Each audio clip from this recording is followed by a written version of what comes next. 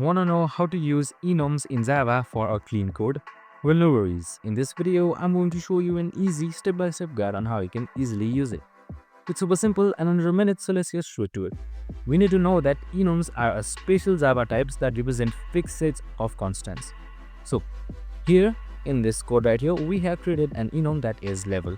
So level can only be easy, medium or hard, nothing else. Using enums makes your code cleaner and safer by avoiding magic strings or numbers. So when you print level, Java shows the enum name directly. So it's perfect for game modes, user roles and more. You can just turn it up to check it and you're good to go. So right here as well, you can see our output coming up, and that's it. You can just simply modify the code by yourself and stuff. I hope this video helped. If it did, make sure to like, subscribe and tune in with us for more of these videos. See you in the next one.